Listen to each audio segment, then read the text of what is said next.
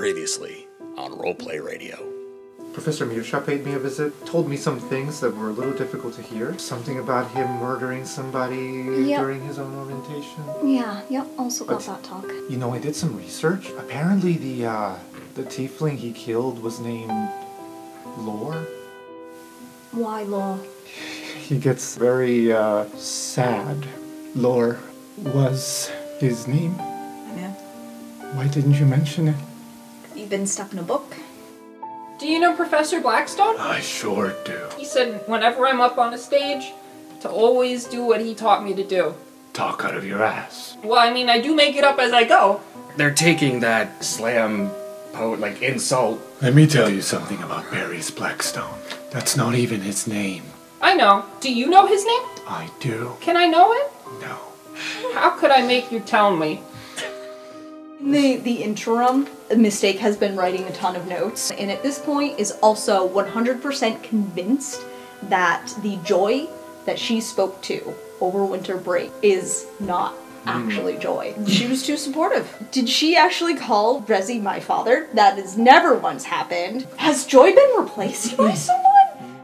Not for nothing here, Captain, but I've had some bad feelings about my boss, Fane. I don't necessarily think that he is involved in Auric stuff per se, but he's definitely a big hole in the boat. That's true. He may not be an Auric himself, but he may be aiding them, whether he knows it or not.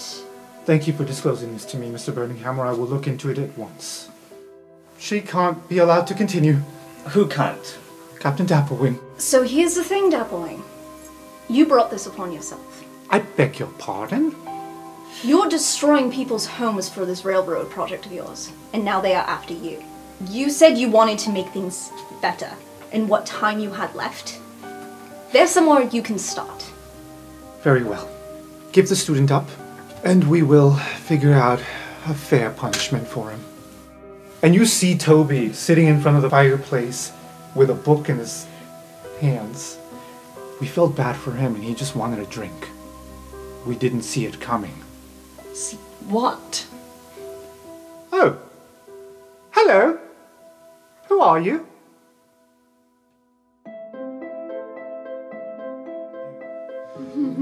We are here for the finale. It's been a wild ride. We will start with Mistake. Hey. Mistake, where are you when you summon your spirit mentor? So, here's what I think is happening. It is very late. It's like 2 in the morning. Some people are probably still awake, cramming, trying to finish tests, or just, don't feel like sleeping. But most of the campus is asleep. In Mistake's room, there is a very dimly lit lantern in one corner. The curtains are drawn over the windows, and she's grabbed other blankets, robes, things like that, making sure no light escapes the room so nobody knows that she is awake. At this point, she's probably had a couple conversations with Phoenix, but likely focused on her report and what she had to do for class, more so than focused on any personal stuff. Inside, she is pacing back and forth as she's talking quietly, explaining the last couple months to Phoenix. We start the scene with her continuing to talk and saying, and now we're just expected to get back to class and get back to doing the play like nothing happened. And just going on like everything's normal, but I can't. I just feel like my brain is splintering. Like, there's the version of me that fought for my life and took down a dean, and then there's the version of me that goes to class and helps my friend with a play and fails every exam I take. And I don't know how both of those people can exist, and it's going to get worse because semester's over and I have to go home now. And I've been lying to all of my friends and telling them that F Squad is 4 people actually, and I'm not one of them. But then there's someone else who's just not behaving the way that she normally would. And I don't know if the Auric are involved in that, so now I need to investigate that, and I can't tell anyone else. And she just sort of plops down on the floor. Oh, my child. was 20 minutes of me trying to get a word in. Was it that long? She will take a deep breath and say, "Of course, there is no going back. Life is about moving forward, never back. What happened to you was either meant to happen or it was circumstance. All you can do is accept it, learn from it, and become a stronger version of you. Oh? As for your F Squad, why do you refuse to acknowledge that you are a part of them?" Because that's not who I am. Not to everyone back home, anyway. I'm not someone who fights goblins and saves the captain of the school. You are someone who would do that because you did it. That's not how they see me. That's not the person I feel like I am. Not when I'm back home. Mistake. I was a sister once. I was also a daughter, and a seamstress, and a rebel. I was many things, as are you. We all. And every day you might discover a new thing. Well, thus far, I'm not a sister or really a daughter. Or certainly not a seamstress. Whatever it is you are, you will discover it throughout your life. Hell, I didn't get a chance to discover what else I could be. You still have a chance. So go and discover it. She just sort of... I imagine that during this whole time, Phoenix was just like a pile of rocks. She brought basically the entire pile from like when she first summoned Phoenix. Probably just like grabbed all those rocks. In a wheelbarrow, Yeah, just brought that in. asked for Shelly's help or something. Yep. So there's just like this pebble on the ground that she just kind of like kicks across the floor. Can I ask one last question before I bid you good night? I'll trade you a question. You devil. No pun intended. That's unfortunate, puns are the best. My question is, if you truly are from Redfell, who sponsored you to come here? And might I meet them? So, two-parter. That was actually kind of my question for you. So the person who sponsored me, apparently, is also from Redfell. Oh. Is a human Oh. from Redfell, who apparently was, I will say, involved in the death of a tiefling in his first year at the school. So he's also curious to meet you, and I've just sort of put it off because I don't really know what to make of it. I take back the second part to my question. I no longer wish to meet him. Alright, great. That really makes things easier for me. Do you know why? Why? He killed a tiefling. Well, the news article doesn't have a whole lot. They were in some sort of argument, and things came, I guess, to blows of a way, and unfortunate circumstances afterward. What they argued about, I can only guess. Especially if he is from Redfell, and if he is like any of the other humans. What's weird to me, I would not have guessed by the way he treats me that he is from Redfell. Redfell is unique. Nowhere else is quite like it in terms of how it treats us, and honestly, all non-humans. They're about as awful with goblins and orcs and Goliaths. That still hasn't changed, has it? No, if anything, it's probably gotten worse. But you made it all the way here, and that should account for something. He's hoping. I just can't help feel like there's something more to this. Well, do let me know when you find out. In the meantime, well, enjoy the rest of your days here. I hear you're going back to that wretched port city. So, I shouldn't summon you while I'm there. Now that you mention it, I am curious to see how it's changed. All right, you got me there, my child. At that point, the state kind of closes down for the night, eventually falls asleep, maybe. So, Koss and Shelley, you find yourselves on your way to Silverquill for your final projects.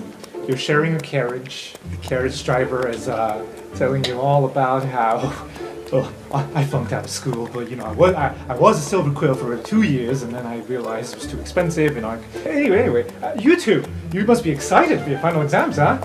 Oh yeah. Name's Isaac, by the way. Hello, Isaac. Hi. You said that you dropped out? Oh, too much money, you know. You know, I did hear that the Burninghammers are doing a thing where they're sponsoring students every year now.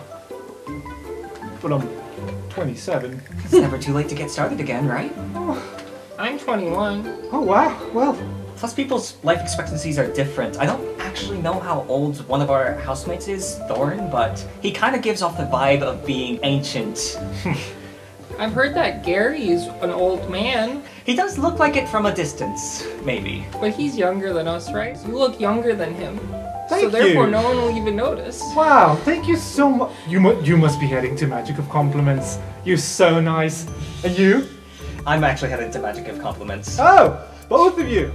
No, not actually. No, Shelley is vicious. I'm going to go roast my professor. Oh, best of luck.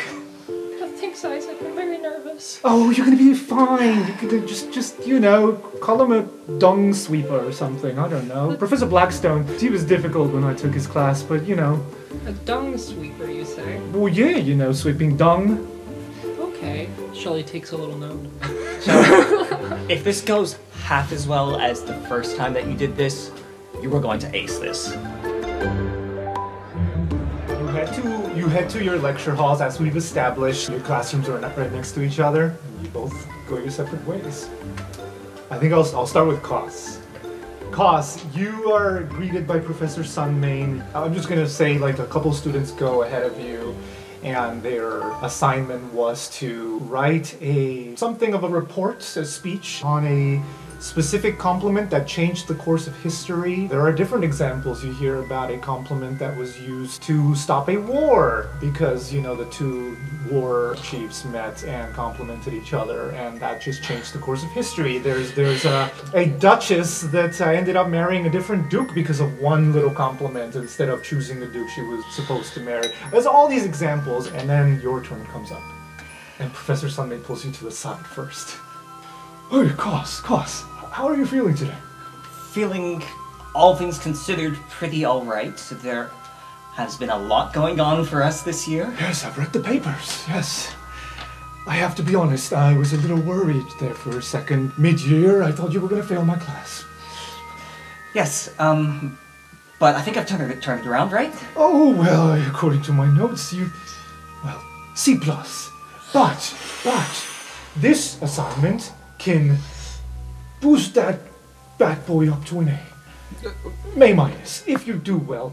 I apologize, you must understand, a lot of students had to stay after class, and they were very hurt by what you said, because the way you said it made it seem like you were being sarcastic, and they were uncomfortable instead of being validated. Does that make sense? I understand. And you know what? I think I've been going about this the wrong way. You know, I'll save it for my report. All right. Apologies, I wanted to apologize and let you know you're a wonderful person, and despite the fact that I think you're like right in the middle between the black and the white of Silverquill, you can still come to the white zone. Well, Professor... Color-wise, not, you know. There were some problematic elements of that, but Professor, I want to thank you for being such a great positive role model throughout this entire year. Oh, of course. It is what I live for. Alright, give me a second to hype myself up. And then Koss just goes off and does some vocal warmers like blah blah blah blah blah blah blah blah blah. He rings a bell. He's like, everyone, please, your utmost attention to Coast Silver Trove. Take it away. So Cost takes out their lutes, steps up on stage, kind of looks out at everybody, and still feels like that still lingering stage fright that they felt throughout this entire year, but then puts that into perspective of all the other shit that's happened in the year and just thinks to themselves, it doesn't matter. And they begin with, I'm going to tell you a tale about a dragon that lived outside of a little sleepy town. The dragon's name was Orthaneg, the terror of the East. Every year, Orthaneg would demand tithes from the town, in exchange for the town's safety, in exchange for not burning down the town. The king of the town hired many people to try to stop the dragon. He tried sending heroes to slay the dragon, to trick him, and to negotiate with her. Until one day, a local bard named Peraldo Usman Altiva decided to try to manipulate the dragon into falling in love with him by swapping between complimenting her and then suddenly tearing her down through a method he called orthonegging, or negging for short. So Peraldo went up to the dragon and he introduced himself as PUA.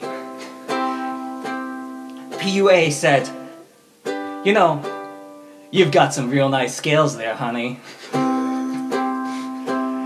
I've seen shinier, but those are still nice. Orthaneg burned him alive. After his burned bones were dropped off at the city gates, Orthaneg decreed once more to stop sending people to try to stop her, and she flew back to her cave. But little did she know, a woman from the town heard her decree and saw what she did. Her name was Erda, and she went to find Orthaneg. When she went to the lair, Orthaneg thought, here's another hero trying to try to stop me. But Erda said instead, thank you for dealing with that PUA, because he's been a real shit to me the entire time that I've been living in that town. And I wish that I were strong and brave enough like you to just tell him off, but I figured that nobody else would want to be with me, so I put up with it. And Orthaneg heard this, and she said to Erda, don't let anybody talk to you like that. You're worth so much more than that asshole. You know, sometimes I wish that people would stop seeing me as so scary, and that I could just walk amongst all of you like everybody else does. And Erda said back, you know what? You're not that scary when people get to know you. And in fact, you're a lot less scary than a lot of the other things that have been come around, like the Knoll tribe, and the Boulette invasion that you scared off because you were trying to keep your tithe protected. And Orthaneg and Erda hit it off that night. The two became friends, and over the years, Orthaneg softened on the town. She still demanded her tithe, but it became more of a salary, just to keep the town safe. And also, this is where a lot of draconic sorcerers come from this one specific event. And though the name of this town is lost to history, the tale of Orthaneg and Erda lives on. Wonderful, wonderful cause. Wow, that is... I love that story. And nobody has ever played music during it, so I... And he gets a quill and ink, and then scratches off the C-, and you just writes a big ol' A. Goss is going to look at that A and look to the side of it. I thought it was pretty good. Okay. He just puts down the quill. Next up, Katerina. And we pan over right next door, where the student on the stage currently is crying instead. Because Professor Blackstone's just like, you call that a burn? You useless, untalented little twerp. Go sit down. Oh, I'm sorry. Actually, it's Luke. I'm going back to Brisbane.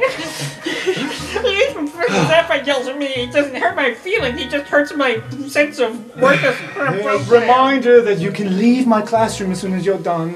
Thank you, Luke. Okay, I'm gonna go now. Quietly, please. Pops up his collar very pompously. It's like, well, let's hope that the next one stings at least a little bit, darlings. Next up on the Let's Burn Professor Blackstone assignment, aka the final, Shelley of the Shell Clan. Please step up. Shelley goes slowly as they write down one last note. Oh boy, you know, this is what we get for procrastinating. All the time people are unprepared. And the last thing Professor Blackstone says is, make it hurt, darling. This is uncomfortable. Shelley's not going to break eye contact with Professor Blackstone when he says that. And Shelley's actually going to take a step forward so that they're within pat-back distance. Ooh. At moments throughout this, Shelley will be patting Professor Blackstone on the shoulder, condescendingly. No extra credit points for flattery, darling. If you want that, go to Magic of Compliments next door. Oh, you wish I went to Magic of Compliments, Professor Blackstone. Oh, do I? Tell me why. Oh, well, hello. Hi, it is I. What a year, what a ride. And now we're here, hi, at the end, standing with pride. But hey, hi, it's about time you cry. Why? I just make your pride mine, take you down for all time. I won't settle for a sigh, no, hi, who are you to lie? False name, all you do is hide, yet your ego is so wide. Oh, hi, oh, so filled with pride. Well now look, I spied with my two little eyes such a thing as if you died. Pride slipped away with the tide. Let me take you for a ride, pride. Leave you here roasted, fried, undressed, naked as if untied from all that brings you pride. Pride, I'll let the tension subside, pride. That is your name now, right? Pride, you doggy poo-poo, dung sweeper, empty-witted hide. Dried outside now, like Blackstone in the sunshine. You should take this as a sign, pride, to let the shadows guide you to the darkness to forever reside. The first thing that happens is everybody starts immediately erasing some stuff and writing in pride.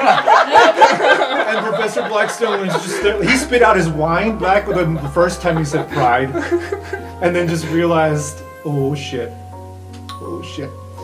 Where did you learn that name? I actually, I had a section in this that I took out, because I wanted to focus on you and, It was wonderful. Oh, thank Who you. told you my name? So, did you hear that I got a scholarship for next year from Burning Hammer's dad? From Grip's dad? Because I roasted him using your skills? I, fucking took him down! I destroyed his little ceremony thing. In return, I bribed him. I said that I wouldn't talk for the rest of the night if he told me your name. So two things.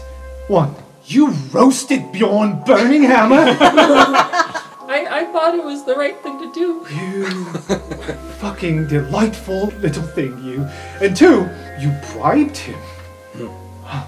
I'm so proud, and he goes in for a hug. What did you want to say? Well, one, he is so proud. Two, I just more wanted to comment on the fact that this professor's just drinking wine. I was during the final exam.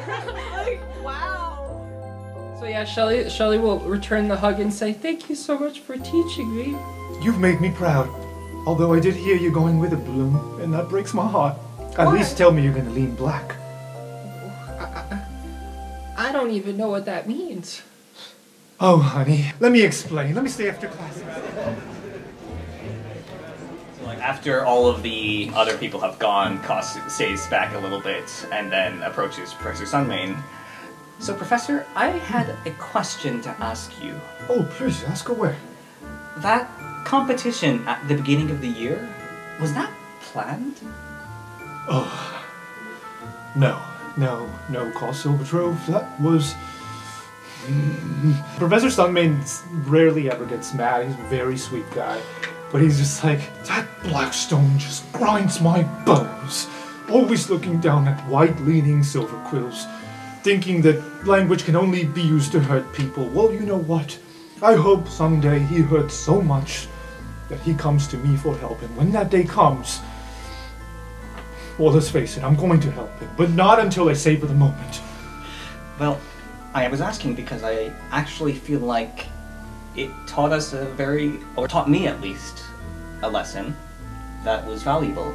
You know how in the Orthameg and Urda story, there's the PUA who comes in first and attempts to, like, compliment Orthameg in order to get something, place himself in a position above her. Of course. But that doesn't work, because the thing about compliments is that you don't do it to make yourself better than another person, you do it to lift them up. I know I absolutely flubbed that competition, but I don't think I could have won anyways, right? I suppose you're right. And I apologize for playing along. When Blackstone challenges me, well, I feel compelled to fight back and show him that compliments can win. And unfortunately, that's not the right attitude. You're right. Compliments are about lifting someone up, not winning. And then at that moment, you hear Shelly just stop over and be, Goss, I won! Goss, I won the exam! Oh my god, I'm so happy for you! Goss, how'd you do? I did amazing! Oh my god! Okay, Gary. Gary. You're at the Bosun Tavern one evening. It's almost your break time, and it is pretty busy. You hear the wood screeching as a figure enters through the back room, just leans against the door. And you just hear, oh, blood sausage. Hi. Hi. There's also sangue. I don't know how it's pronounced. It's like scrambled eggs, but it's blood. You just hear, oh, I probably should not be in this kitchen for much longer before I bite you. Let's go. It's your break time, right? Pretty much. Javanish, I'm leaving now. Hang on, hey, you got like 10 more minutes. Got a full house in here. Sue can handle it. Nope, Sue can't handle it once I'm 60 feet away. I got this. Oh, Ricard's got it. For fuck's sakes. Okay, how long do you even need to smooch? Just go and be back in 5 minutes. I think it's gonna be longer than 5 minutes. Bye. Smooch as long as you need, bro. What the hell did he just say? I wouldn't worry about it. She takes you out back, and you can tell she's a little nervous. Hi. Hi? I thought you said I. Hi. No, hi. Hello. So how's your day? Not a lot going on with the fact that my Computational Magic 101 class is taught by that, useless satyr substitute professor.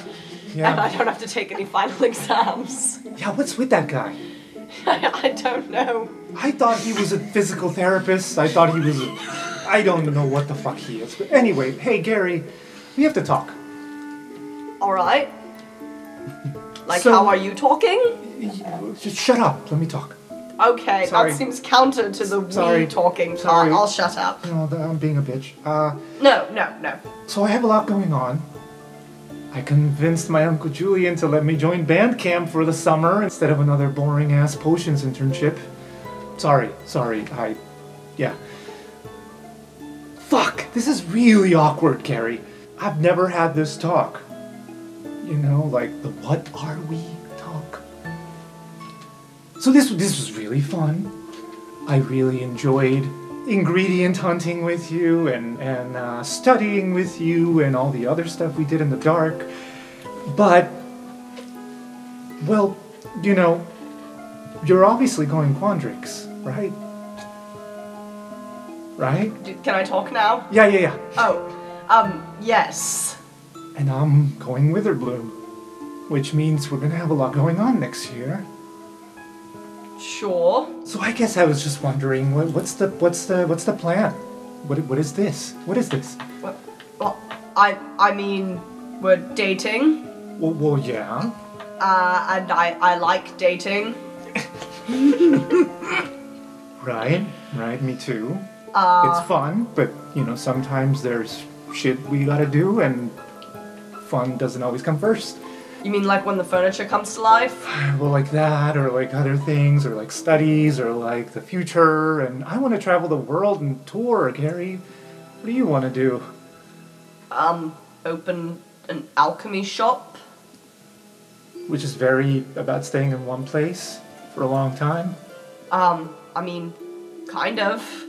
But I guess it could move. What, like a moving potion shop? Sure, I mean... Like from that one book? Where the wizard has a moving house? Well, I think in that one the house, had multiple portals so that it was still established in several places. And I feel like the moving part didn't actually, go anywhere useful. It kind of just, walked around a field a bunch of times. Okay, Gary, you're missing the point here. I'm scared of the future a little bit, but I'm also very excited for it. But I'm also thinking about you and stringing you along, and that doesn't seem fair. Stringing me along, traveling? Fuck, I don't know. I guess what I'm trying to say is maybe we should take the summer to reconsider and then reassess in the fall what we are? That means that she wants to fuck other dudes. Thank you, Griff on my shoulder. You're welcome. It could just mean that she's taking a second to make sure that this is something that she wants long term, and then she'll come back. No, fuck her and fuck him too. Gary, why are you staring at both of your shoulders in turn? I'm sorry, I have a shoulder Griff and a shoulder Cost and they're arguing. Why? Griff, just because you never had a healthy relationship. Oh, don't you bring me into this. The obvious choices are Cause and Mistake, not Cause and Griff. Well, I don't actually think that Mistake would really, have the aggressive point of view. So... I mean, I guess whatever you most want to do is what I want to do? Is that the right answer? No. Oh, Gary, sweet little Gary, and she just pats you on the shoulder. Taller than you. By a lot. Okay. I wanted to hear what you wanted, but all I'm hearing is I want what you want, and I just... Do you have any opinions? What do you want? Kiss her. To not be awkward? Kiss her right now. Tell her what's in your heart. Tell her how you see her in this relationship. You're gonna kiss the girl. Are you listening to Cause and Griff again? Yes, I like making you food and I like seeing you enjoy eating it. It brings me a lot of joy. I think the shoulder Cost and the shoulder Griff look at each other and we're just like... Okay. I'm just gonna say it. I love the fact that you like cooking for me, and I love your food, and I love your cooking. I don't love being pampered and taken care of. So maybe it's better off if you find somebody else who wants that. And who knows, maybe next year, maybe I'll need pampering, and I'll crave that, and maybe we can see if we're both still single, maybe we can catch up again, but... That's stringing you along. Shut up, shoulder Griff. I'm not stringing you along. I'm just not in a place where I want to be pampered. My uncle already babies me. I don't want to be babied, Gary. That makes a lot of sense. And you're a great guy. You really are. I mean, I thought you were racist. What? I thought, you were Why pompous. did you think I was racist? Because you're human. Oh, I mean, okay, fair. Is that why you thought I was pompous? Yeah. I mean, have you met Quintilius? Have you met Lorene? Yeah. So, I guess what I'm trying to say is, someone out there is going to be very lucky to have you as their partner. Okay? Sure, I guess. Great. Cool. Hug? Handshake? Hug works. I still made sanguet, or however it's pronounced, though, so you should eat it, because not a lot of other people order the Okay, yeah, I could eat. specials. That's cool. You're gonna let me pay for it this time, right? I guess. Say yes, Gary. Yes, Gary. Say fucking hell. You know what? On second thought, it is probably really good that you have a shoulder grip because you need to toughen up, boy. She walks back into the Bozak Tower. Griff. Huh? All right. You, on a weekday morning, head to the Art of War final with Professor Uvilda Miscoilier, also known as Professor Cannon. He has done a lot of preparatory stretching. And you've been asked to wear comfortable clothing. It's so comfortable. Yeah? You walk in. You do not recognize the lecture hall. It has been remodeled. There's not a single desk in sight, and it has been turned into an obstacle course of sorts. Griff looks quite excited. Like a cat looking at a new, big cat castle. Just, possibilities. Mm-hmm. The professor starts pacing, gives everyone the spiel. You will be timed, and you will be assessed not only in speed, but in how well you use the choreography you've been taught in class. You will go through 3 obstacles, 2 on your own, and 1 with a partner of my choosing. They are volunteers. Griff already hates that. And they start going one by one. You are very close to the top of the alphabet, so you are maybe the 3rd one to go. And the thing is, they keep a curtain up, so you can't see the other people fuck up, and you can't see how well they do. You can't see what they're doing. You just hear noises and grunts, and Perfect. yeah. Sometimes crying, sometimes yes. And so they call your name, Griffin Birminghammer. Are you ready? As I'll ever be. Great. Hang on a second, actually. I need to do some big old stretches. And the curtains open for you. The first thing you see is a long track, and along the walls there are multiple contraptions that you don't know what they do. There's a cannon there, and she's holding the torch. It's like, the first obstacle has to do with speed. You ready? I mean, you've shot me before. Please. And the cannon points upwards, where, there's already a hole in the ceiling. She's ready. On your mark. Get set. Roll an acrobatics check. It's a 16. As he gets ready to go, he puts his orange tufted headphones on and presses play on Ascending Stones. Something will play that's pretty fucking badass for him to get ready.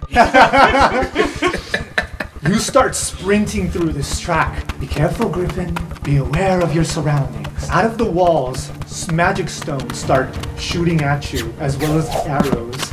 You use a lot of these fancy choreographed moves. You rolled a 16, so maybe some of them you kind of screw up with the footwork. You're kind of focusing a lot on the not getting hit part, but you avoid getting hit. That's the good part. So she marks that. It's the twirls he needs to work on. He gets a little overzealous. Every once in a while, the stone does hit you, but you're able to kick it with one of the twirls, so it doesn't count as having hurt you. And overall, things are falling onto the track and trying to get you, but you are sprinting through this track. And then you make a U-turn. Well done, Mr. Birminghammer. Now remember, when you are in battle, you must not only look for yourself, you must also look after your allies. And then a clockwork servant rolls up. Hello, I am in need of assistance. Ouch, ouch, I am in pain. I must be carried. And you see this wall that you have to climb up while carrying this clockwork servant. Roll an athletics check. 21. That is really good. Yeah, because he's wearing a fucking tracksuit and he's stretched beforehand. He runs up to it. Have you ever seen somebody pick up a person who's on the ground and puts them into a fireman's carry? You roll into it? Yeah. Griff runs, somersaults onto the ground and rolls into them and picks it up into a fireman's carry. But because it's a clockwork, they're not as bendy as a person, so it's a bit cumbersome. Sure. But you make it to the top of this wall, and then you make it to the other side, and you start to climb down, and you see below there's a space marked Haven. Wow, thank you. You are my savior. I owe you my life. Thank you for rescuing me. High fives it. Well done, Mr. Birminghammer. That's 2 out of 3. Now, finally, when in the midst of battle, you will face not only dangers, but foes. And then the final curtain opens. Your job is to get through your foe. And there's a trap. And at the very end, you see Rampart Suvish cracking his neck. Oh, Burning Hammer. I've been waiting for this a long time. Griff takes off his headphones. And he's just like, oh, it must be my birthday. And he's wearing these fancy gauntlets that you haven't seen before. And he's just like, he wants to be extra dramatic like Rampart, so Griff rips off the top of his tracksuit. His golden arm has never looked more fucking pumped. and he also follows suit and rips off his shirt. Griff rips off his pants. What are you gonna do, baby? And the last thing you hear from your professor is, there's only one rule in this final bit of the exam. No blood? No magic. So blood? Oh. Maybe. Good luck. This is going to be a grapple check to start. That's a 19 plus 4. 23. Griff tries to go towards Rampart, and we already established that Griff likes to spin a little too much. So Griff tries to go for a spin move. Rampart ducks, and then grabs him from behind and does what's called a German suplex. Rings Griff's bell real hard. And he's got you pinned to the ground. He's just like, how's that, Burning Hammer? Oh, it really sucks. Oh, God. Yeah? What else you got? Oh, hang on a second. I knocked the wind out of me. I can do this all day. No, you can't. Oh my god. Thanks for these dice you got. Oh, good. No. Oh, it's the same one. It's a 3 again. All right, different dice. That was a nat 20. That was a nat 20. Why'd you do that? So what I was gonna say is, instead of best 2 out of 3 is more like you get 3 shots, because he's not trying to win. He's just here to be your obstacle. I'm skeptical about letting Take you the use 20. that. Take the 20. Okay, no. So hang on. Rampart, after you're a little woozy, What do you see? And I'll tell you what it is in wrestling terms. he does similarly the fireman's carry to you. You're. He's just like, Rampart's gonna do a burning hammer on Griffin Burning Hammer. Don't you fucking do it! Don't you fucking do boom. it! You did it. I did it. You did a burning hammer. Did it look cool? It looked amazing, but you are the person who was taking the exam. Yeah, I know. You have one more chance, Griffin Burning Hammer. Yeah, I don't. Okay. And I think I'll let you take the 20. I think I didn't tell you to roll again, but you rolled a nat 20, and it feels so anticlimactic to do it like this way. But you know, we're going with it. I think we'll split the difference here, and Griff has gotten his ass kicked pretty handily, and I think he kind of fails into the success. As he's got his back to you and he's walking back to the finish line, a paw that just through his legs makes it to the finish line. Perseverance. That's cheating. It's creativity, which is pretty smiled upon in Prismari. Okay. You might have won the exam, but you didn't win the fight, Burning Hammer. Maybe we can try again next year. All right. We'll fight next year. Congratulations.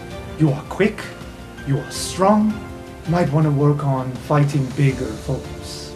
Yeah. If you'd like to take my combat class next year, please do. Oh, I'll be there.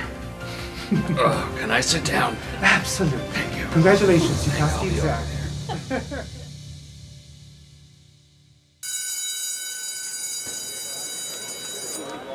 It is the day of final exams. Everyone wakes up bright and early. Some students wake up in their tower, others in the biblioplex because they pulled off all-nighters. You, however, were all pardoned, thanks to a little self-advocacy. So, instead of exams, the 5 of you are all summoned to the Hall of Oracles. By whom? By Captain Dapplewing herself. Oh, good. Now, you would know that the day after finals is when everyone is supposed to get sworn in. But you get called in a day early. What's everyone talking about on the way? I might fall down again. My head still hurts a little bit. You can lean on me, Griff. Okay. Ooh, Gary, what are you and Aurora doing over the break? Nothing. Because we're not together anymore. What do you mean? We broke up. What does that mean? Means we're not dating anymore. You can undo that? Yes. Oh. I'm sorry to hear that. She said that she's not really in a place where she wants to be pampered, and since the thing that I most enjoy is giving her food, didn't really work in that sense. So if you just stopped giving her food, it would be fine? I feel like if she broke up over that, she probably... Yeah, you're right, it's probably fucking other reasons. I also wouldn't really want to know. I'm sorry, did you say other guys? I wasn't gonna say that. Oh, that's what I... Why does it feel like we've had this conversation before? Yeah, I don't think I would want to be with somebody who doesn't want me to cook them food, because then I really don't know what to do. You can cook food for us. I think that would be lovely. Yeah, those scones are great. So, like, do you now find somebody else? Probably not immediately, but that eventually. Do you want to go blow off some steam or something? Well, I think we have to do this now, but after that, yes. Yeah. Would you like to, I don't know, blow something up? Ooh, that does sound fun. Please do not blow anything up on my watch. And it's Professor Mavinda Sharpbeak with a fully healed wing, and she's just like, oh, off to the Hall of Oracles. Do you know what we're doing here, Professor? Yes. She's very smiley. No, you did the same thing when I was working yesterday. That's not helpful. You were right, Mistake. You're not in trouble. I didn't really think we were. Excellent. Thou art here because, well, you're given special treatment for everything you've done. That's all I can say. I'll meet you there. Alright, we'll continue on to the Hall of Oracles. Is anyone else incredibly uncomfortable with special treatment? Are you okay, Gary? He's probably just crying. Oh. Where are you supposed to learn these things from? Usually by hanging out with other people. Yeah, you know, I your didn't have age. that. Now that explains a lot. And my dad just played catch with me sometimes. I mean, that's nice. But there were these alligators in the swamp that were nice. Could you talk to the alligators? I strongly suspect you probably don't want to listen too closely to sex talk from alligators. Please do a jump to that. Okay. So you get to the Hall of Oracles. You see Captain Dapplewing standing there front and center, almost as if she was expecting you. I mean, I'd hope she was. You asked us to come here. You also see 9 other people and a few professors that you all recognize. It's got Professor Uvilda, Professor Blackstone, Professor Sunmane. You see Professors Mirsha and Professor Khan. But the 9 people that are standing with Captain Dapplewing at the center are all of the deans. The captain greets you. The 9 deans stand almost like in an arch around the little pool. And the captain walks up to you. Well, the F Squad. That's us? Have you considered another name?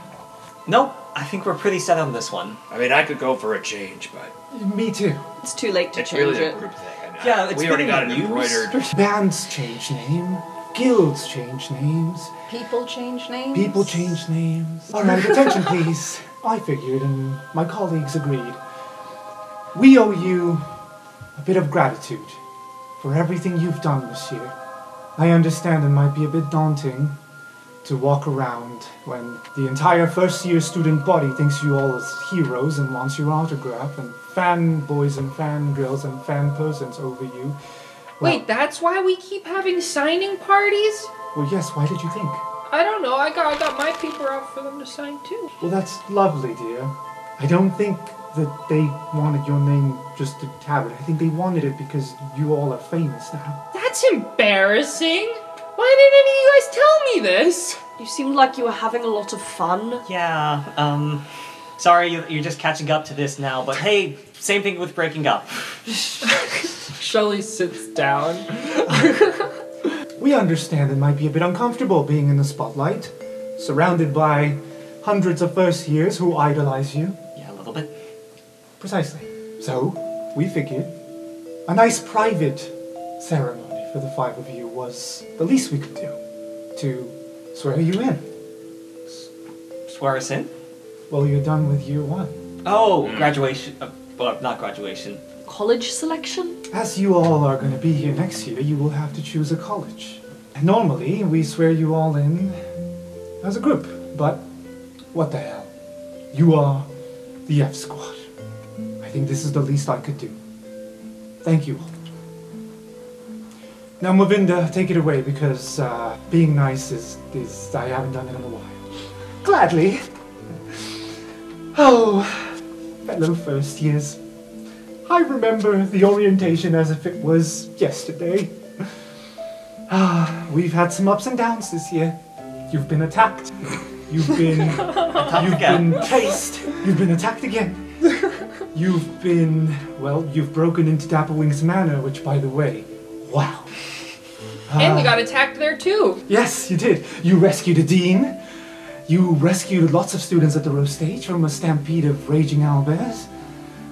Well, what haven't you done this year? I think all of you have done more than I did in all my 4 years.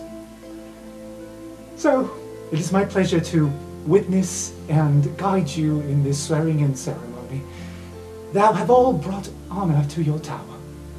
Thy tower is proud of you. Thy school is proud of you. I hope you do not mind.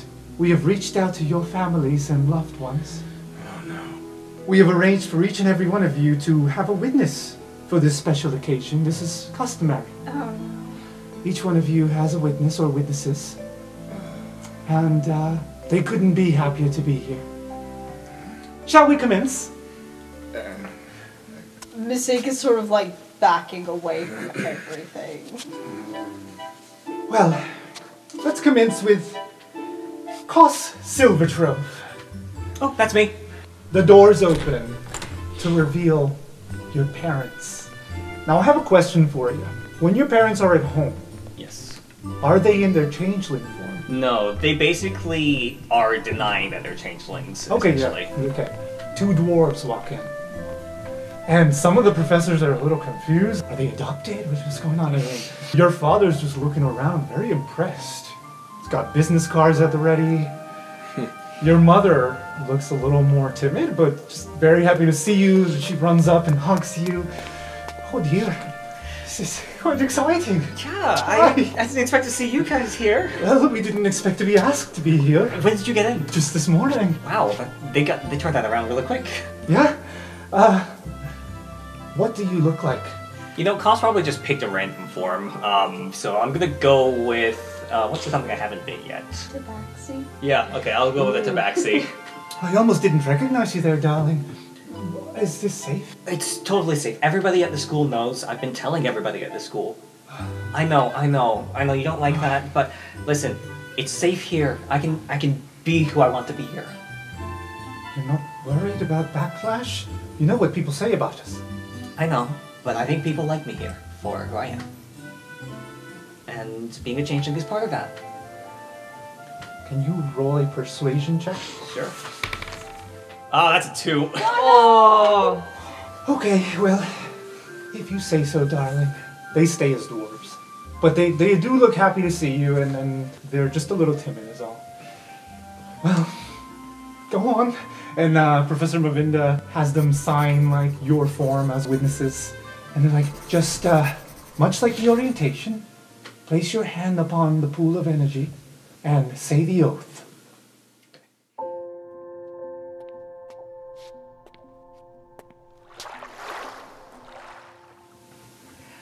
I, Kos Silvertrove, hereby pledge allegiance to the College of Shadrix Silverquill.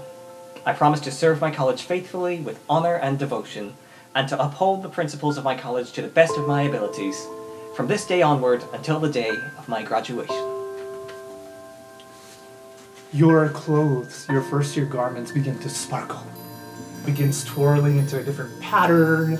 The colors begin to shift, although not that much because the first year uniform is like white and gray. The gray darkens into this beautiful pitch black. All of the white, it's almost like it's glistening. It's not even ivory, just a perfect white. It would match your skin if you were in your changeling form. You get like a scarf, you get gloves, you get the shoes. You are in a silver quill uniform. Koss is going to like turn around and do like a little spin and just be like, wow, I look so prissy. Oh. There you go. Oh my This goodness. is wonderful. That's what the scarf looks like. With the silver quill symbol on it. You look fucking great, Koss. And your parents just they hug you. I'll go over and hug my parents and then go over to the F squad and give them each a hug. Oh. Mistake is not there. Oh. Up next, Garrett Grigg. Step up to the front, please. So Gary steps up to the front.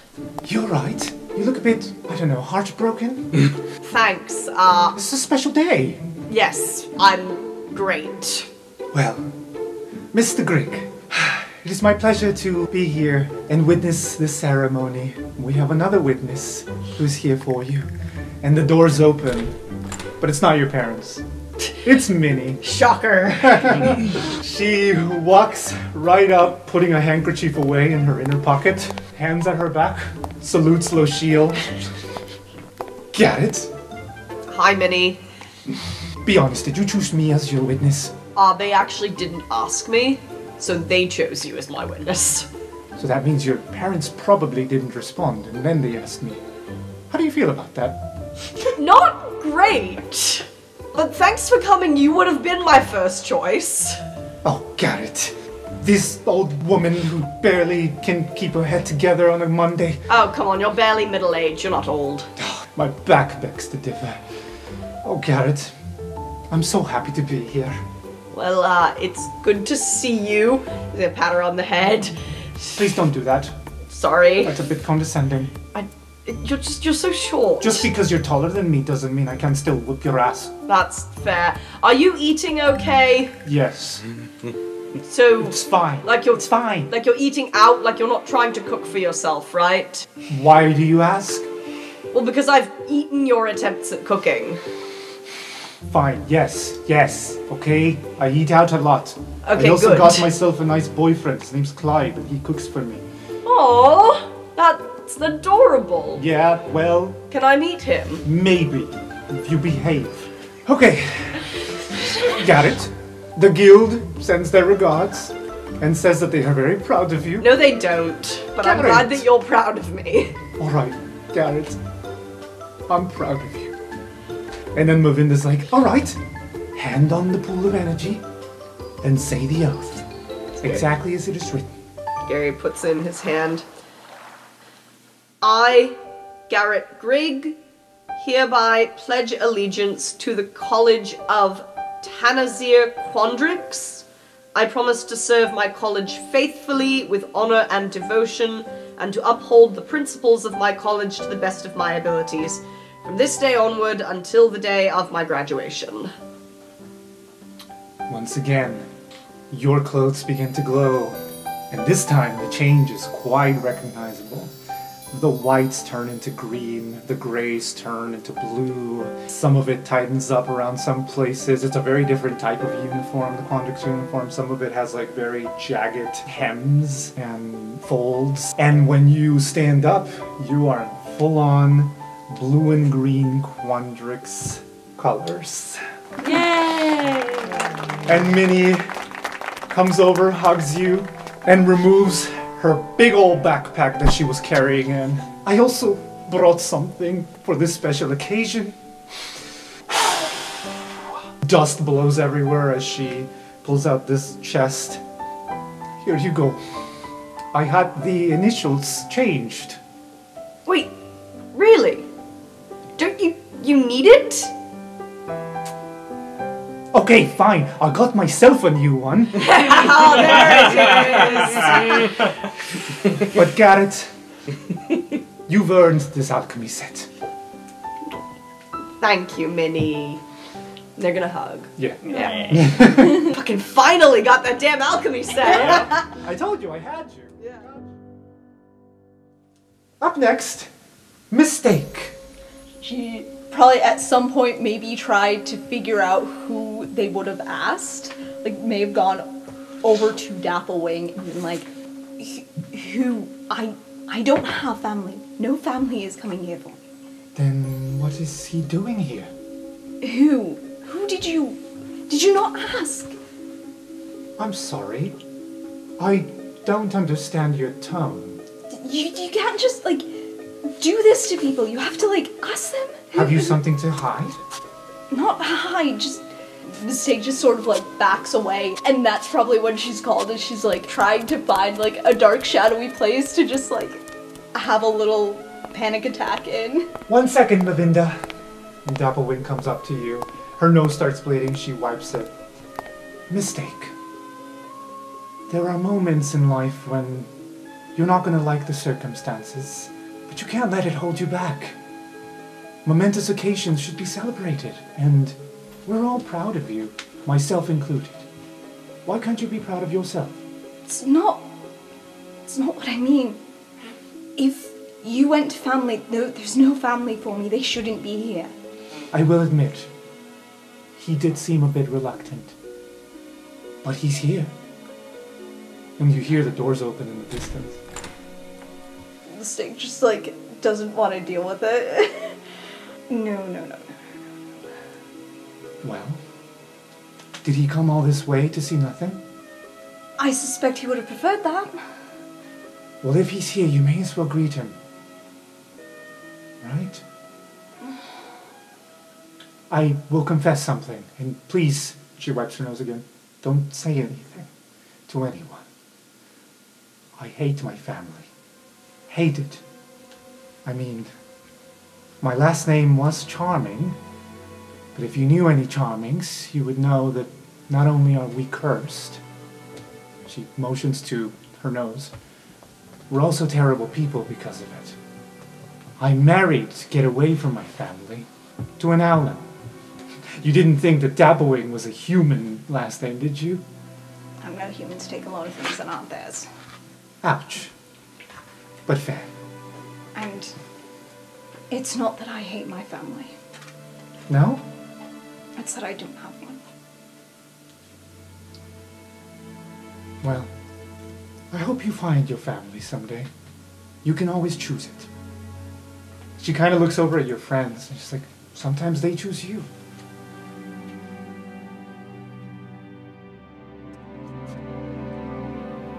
So, Mistake just tries very hard to take a deep breath and deal with what she's assuming is going to be Rezi. You see him very confused. He's got his hands like at his sides where they're very visible. Even when Mavinda asks him to sign here, he's like, holds both hands up, grabs the quill with 2 fingers, makes sure nobody thinks he's stealing, signs the paper, puts the quill back, and puts both his hands up again, lowers them gently, and then he waits. The good news is they probably aren't going to accuse you of anything.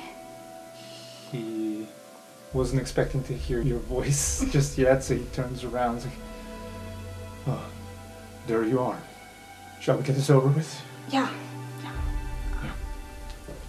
Sorry that they took you away for all this time. No, it's fine. I was hoping to get a word in private. This is easier. And a breath of fresh air. Yeah. Alright, this is strange. It's great to meet you, Mr. Well, Mr. Yeah, they haven't figured out our names yet. Yeah, I caught that Yeah. this morning. Alright, hand on the pool of energy and recite the oath. Mistake kind of like tugs on her tail to keep it from wrapping around her ankle. It still does anyways. Goes over to the pool, hand shaking a little bit. She puts her hand on it. I mistake, hereby pledge allegiance to the College of Velmarcus Lorehold. I promise to serve my college faithfully, with honor and devotion, and to uphold the principles of my college to the best of my abilities from this day onward until the day of my graduation. In her head thinking, if I get that far? You feel the cold radiating from this pool of energy as your clothes begin to shift. The white remains white, and the grays turn almost as if you were bleeding through the clothes that you're wearing, but they morph into this beautiful auburn red. And you stand up in Lorehold colors. Yeah. That was something. Can we go talk now? Yeah. Great. Your clothes, they suit you. You're just saying that because my skin is also red. No, I'm saying that because if the white was silver... Just, let's go. Come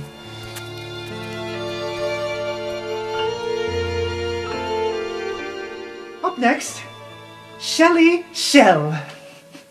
That's me. That is you, darling. Come up to the front. Okay. Where's Mom and Dad? Of course. There's no question as to who your witnesses will be. The door's open, but it's not just Mom and Dad. Oh, yes! You see like 12 turtles. Chandra and Uncle Sheller.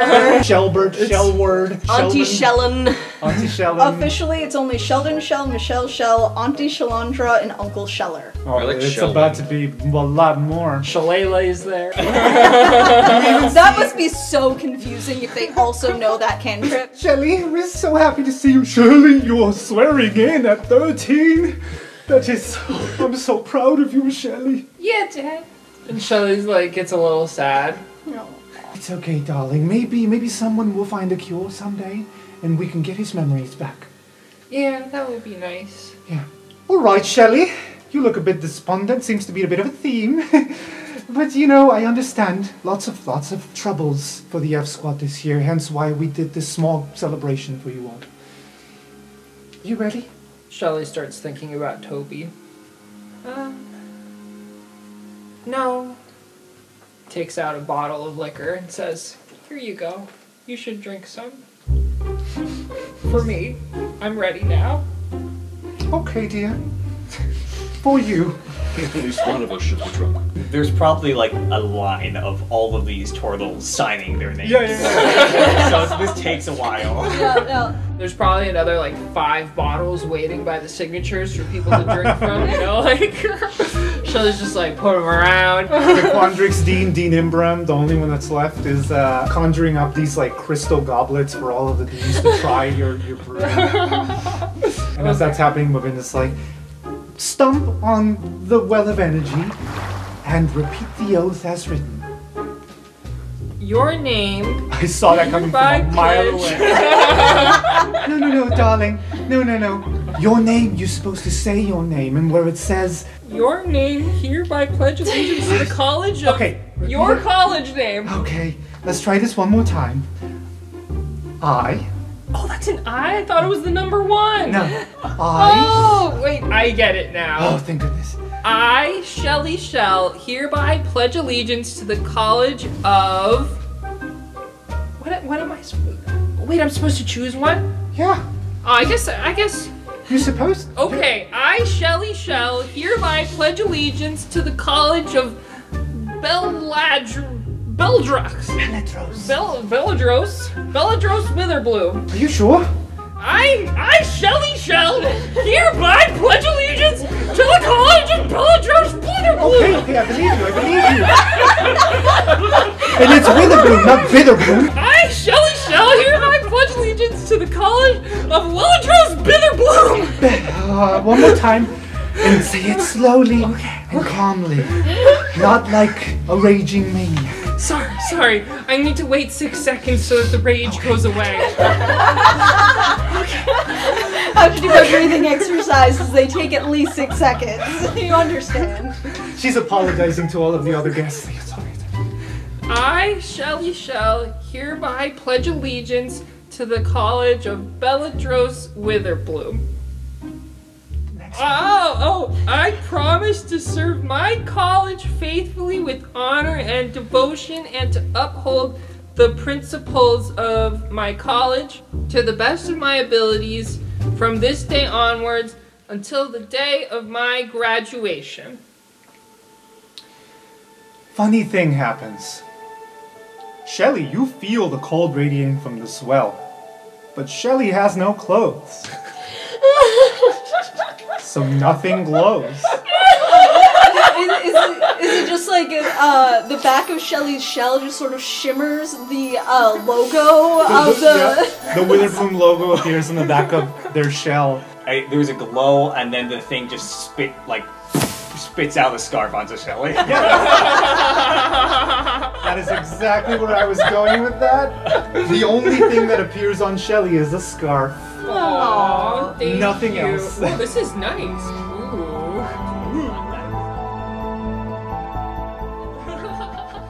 And finally, Griff, his paw is like going up and down. He's like, it's Dad. Fuck. Griff and Mistake have like equal energy. Fuck. So his head is down. and last but most definitely not least, Griffin Burninghammer. Step up to the front, please. Yeah. Captain Dapplewing is also there.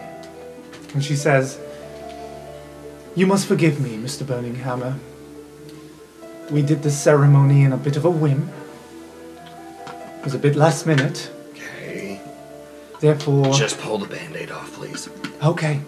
She snaps her fingers, the doors open, and holding a little box, in walks not your father, not your mother, not your uncle. It's Bartholomew. Oh. It was a bit last minute. Your father was expecting to be here tomorrow. He puts his hand on Tapplewing's shoulders. It's perfect. Oh, He's my number one. I thought you were going to be... Get over here, Bart! Oh, sir. Come on in! How are you, sir? He doesn't know what to go in for. Yeah, they do the hand hug shake dance. Yep, the hand, And the then hug Griff handshake. grabs the box, puts it down, and then just gives Bart a big hug, and then stands up and lifts him up off his feet. Oh boy. Oh, it's good to see you, buddy. Okay. That is the second time I've been embraced by a burning hammer in 4 generations. Well, you know what happens after the third one? What? I get fired? No, I don't know. Okay, because both of the times it's been you. All right. This is a gift from your father, but he said to wait until you're sworn in. So I'll wait. And he signs to be your witness. It's like, I do hope your father's not disappointed. He's quite upset that he couldn't make it. He was expecting to be here first thing in the morning tomorrow, but I hope I'm not too big a disappointment. Oh, buddy, Bart, Bartholomew. Bartholomew, you are far from a disappointment. You're like the only thing to like a real dad. Oh. At least I think. Oh, my. Well, Yeah. that's very nice to hear, sir. You can call me Bart. I was going to anyway, but thank you. Yes, I know. But That means a lot. that, yeah. All right.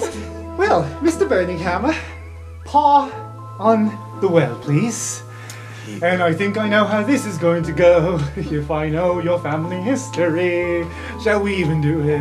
We're all about tradition of Do you want Strixhaven. to tell Bjorn Burninghammer that we didn't do the ceremony? No, of course. I don't want to tell him. Of course. No, do the ceremony. That's it.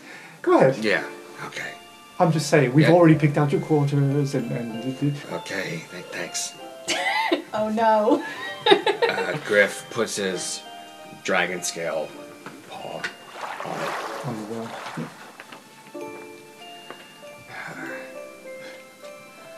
I, Griffin Burninghammer, hereby pledge allegiance to the College of Galazeth Prismari. I promise to serve my college faithfully, with honor and devotion, and to uphold the principles of my college to the best of my abilities from this day onward, or until the end of my graduation. Lots of gasps, including Professor Mavinda and Bart. Your clothes begin to shift. Your tracksuit. Oh no, this is my favorite one. Oh, it was velour, it was maroon, with like a really crisp white stripe on the side. Yes, it was. Both pant legs. Yes, it was. These weren't even the snap kind. This was velour. Fuck. And it continues to be velour. And it continues to be a tracksuit. Can it still be worn in the same places? Yes, the red goes from that nice burgundy red to like a bright red. Like a bright fiery red. The white stripes turn a bright royal blue color. As you emerge, a full-on Prismari. Very cool. And Bart opens up the box. Well, I don't know what to do with this now. And it's a beautiful little pocket watch that has the Lorehold symbol on it. We can always try to get it changed. Oh, it's great. Yeah. It is what it should be. And he hands it to you. And then similarly, Professor Mavinda's like, oh, well, we're gonna have to get you new quarters in a different college. And for some lucky student is gonna get a very nice suite in Lorehold. Can I pick? What do you mean? I mean, it is my place, right? Like, Well, right now it hasn't physically shifted to being mine. Right, your father lived there, your cousin lived there, Right. so your uncles lived there. Right. And so it only makes sense that someone trusted lived there. Sure, You agree with that? of course. I agree with that. I Heck, I certainly- just said it now. So, I think the best thing to do would be to give it to my friend over there. Pointing right at a stake. I shall see that it gets done. Privilege. I have one last thing to do with mistake here. As Griffin was getting sworn in, you are off to the side with Rezi. You know, he started off with a bit of small talk. You know, how are you? How they treated you here, that type of thing. And eventually we'll kind of start to revert the conversation back to Redfill and being like, so you're coming back for the summer? That's the plan. And you're going to be here next year? Yeah. It's all paid for. Great. Wow. Did not expect that to happen. Yeah, I didn't either. Mistake. When you come back home, things are a little bit different. Joy is not... This is going to sound very crazy, but I beg you to just listen. I think that my wife is not my wife anymore. I knew it. What do you mean you knew it? I mean, I just thought she was acting a bit odd. Since the winter break. Winter, yeah. That's when it started, yeah. She's been saying your daughter. Exactly. It's almost like she was replaced. By someone else who doesn't actually understand. Yeah. Yes. Wow. This is, wow. I brought it up with a few other people at home and they don't believe me. I asked Seki, he said nothing. So, when we go back, we should take things slowly and carefully. But I think we have some work to do and get to the bottom of this. Well, may Despair guide us then. Yes. In the meantime, care to show me around? I'm here for a day. Might as well see everything. Sure, there's a lot of everything.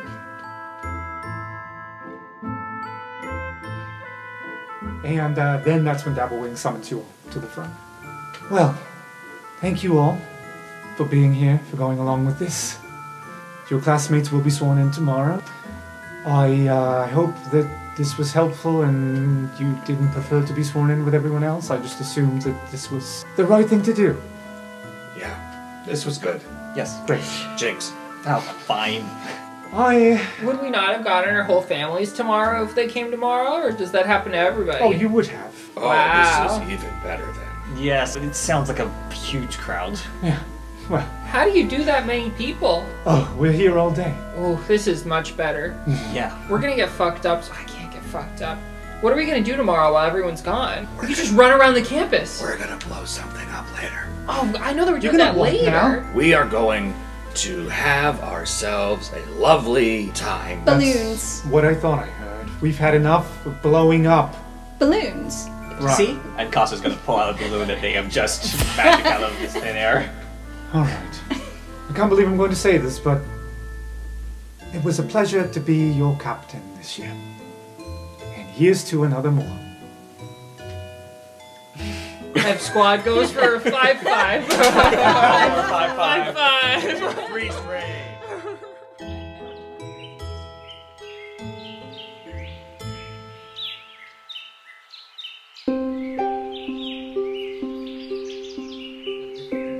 I had a thing, and Griffin wanted to go talk to Dapplewing first.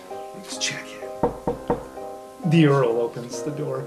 Keep in mind, it's still being mended. The inside looks more or less back to normal a little bit.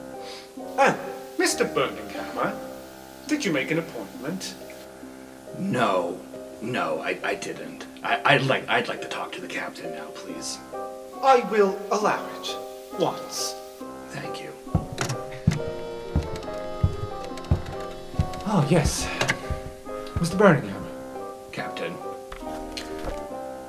I have an ask for you. You would say that the fine folk of Krokt Tower, Krokt Tower, excuse me. You would say that the fine folk of Krokt Tower would have paid a good service to the school this year. Yes.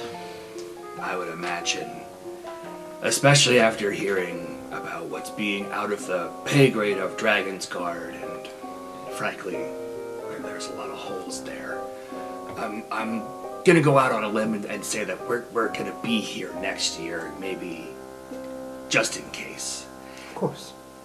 I think it's, while we're not gonna be employees necessarily, we're still gonna need a home base. And, you know, Thane, I don't think he's gonna have a big need for his office this year or this coming year. Maybe he can find another place, but I've kind of mocked up this idea of, well, we would use Thane's office where we could maybe utilize it in times of need. Can you read minds, Mr. Birmingham? I'd like to think so. No, I can't, but tell me more. It's just such a coincidence that you bring this up with me today of all days, and at this time. Captain Dapplewing, Mr. Thane, the broker, is here, at your request. The door opens. Oh, thank you very much, baby. And he just like, clean that up. Oh, well, if it ain't my favorite old employee. Hey, Captain, it's always good to see you. And he like sits down in an armchair, puts his feet up on a footstool. What is this, social hour? Earl, some tea, 2 cubes of sugar on it, please, thanks. And the captain stands up, leans into Griff's ear and says, I brought him here to terminate him. Would you like to do the honors? I'm sorry, I can't hear you. What was that? Come on, I like to whisper too, baby. Holy Chromatic orb to the face. No. Keep in mind, First, when I said terminate, I meant fire. Like on fire. No, like firing. Because I could do that. I could do it really well. He's fingering the bookshelves. He's making himself at home, like very pompously. Oh, Fane, you look pretty comfortable. Oh, you know, it ain't every day that I get invited to the captain's home. I know you helped your ass in and all that, so you know, I'm just making sure that you are comfortable. I am. I'm very comfortable. I'm gonna go and have my tea elsewhere. I'll leave the two boys here to handle business on their own. Sorry, that was needlessly gendered. I'll leave the two of you to handle things on your own. Making Fane look very confused at that. Griff, I'm imagining that, you know, Dabblewing's got their big desk, and maybe there's a handful of chairs facing Dabblewing's desk, and Fane is in one, Griff is standing towards the end, and as Dabblewing leaves, Griff slowly walks over to Dabblewing's side of the desk and sits down and leans in, elbows, and steeples his fingers. What is this, like burning hammer privilege or what? Sweetie baby, hang on a second. The adult's talking. I'm gonna need you to focus for a second. You only call me those sweet words when something's up. Baby, I know. And it hurts me. It hurts me to do this. To do what? We've had a lot of ups and downs, Fane. Yeah? More ups and downs? Yeah. If I recall correctly, I mean... What were your favorites? The supervision meetings, I mean, they were a blast. Yeah, what kind of things we talk about in those you know? Supervision meetings? How well you're doing, how, you know, how many people look like they're in need of some cash. Come on, I thought we had a thing going. I'm helping out the populace. There's struggling students out there looking to make some cash. Yeah, looking to make some cash, or maybe some, I don't know, goblins. What, you still mad at that? Come on. Baby, they tried to kill me. Baby, a lot of people have tried to kill me too. You don't see me complaining about it. But you let them in and let them come after me. I hired them. And your friend went behind the ears, as he might be, through the first punch. First stone. So you knew the game plan, right? And you muscled in, right? That's what you do. You muscle in. You wedge in like smelly cheese. What are you getting at? What is this? Look, I'm Dabblewing. Let you just reprimand me as extra credit or something? Is this a Silver Quill thing? Are you thinking of joining Silver Quill? Because let me tell you, I can mentor you. I'm a Silver Quill myself. Wow. And it got you to this level, huh? Yeah. Okay. Well, you're right. Let's come down to brass tacks. Let's. I'm not here to chastise you, although I would love to sometimes. Feels like you is. I know. I've just come here to tell you you won't be here next year, or actually in the next 45 minutes. No. You kind of have some time to clear out your things. Yeah, you know what? All of your things, even the stuff maybe in the crevices, or you know what? You can tell me where those things are, and I can watch them out. No. Watch out for them, sweetie. No, this ain't happening. You know, a man of your prestige, it's time for you to spread your wings and just take it out there on the road. See what you can do. You're a Silver Quill, after all. He walks up to the door and tries to open it, but realizes it's locked. And you hear the Earl on the other side. Apologies, Mr. Fane. Not until the deed is done. And there is a form with like a letter of resignation, like ready to sign, but blank, on Captain Dabblewing's desk. Letter of termination? Letter of termination, sorry. No, forced resignation. Honestly, that kind of Is Fane stood up? You said he's by the door? He stood up and tried to go to the door, but it's locked. Fane, you can leave. I want you to leave, right? No one's arguing that. First, I just need your autograph. There. And he stands up and he walks around to the other side of the desk and places the form there with a very handsome pen, the type that you have to take your time to unscrew, and then screw onto the other side. And he puts it right there. You can't do this to me. I can do a lot of things to you. So this is it, huh? Is this really happening? Yes. He paces for a little bit and then... This is fucking grand. Getting fired by a burning hammer. How does it feel to be on top, boy? And he grabs the pen. He hasn't signed it, but he's like, how does it feel to be on top looking down at everybody else? You must love it. I mean, savor it, huh? The only one that I'm looking down on, Vane, is you. Sweetheart. He wrote the letter F and then stopped. Don't taunt me. You might have been granted temporary power here, and given that we're in the captain's home, we must act civilized. But it's a big old world out there, Griff, and he writes the letter A. Big old world. Who knows? One time you might find yourself traveling. He writes the letter I. You might find yourself in need of some goodies.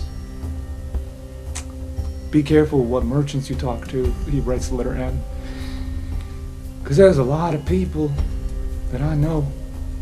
And you make one enemy with Fane the Broker, you make lots. Yeah, Vane, that makes a lot of sense because he reaches over and takes the pen and unscrews it. It makes a lot of sense because you have shown that you actually can't do anything yourself. So I would expect to have some heat. And I'll look over my shoulders. And I'm willing to do that. But, Vane, you're a coward. You can threaten me all you like. With your nice words or mean words. Or your friends or your vague enemies. For now, I win. And I know it's a for now. And I know you'll keep trying. Because that's what you do, you're a survivor. So, why don't you, for now, survive?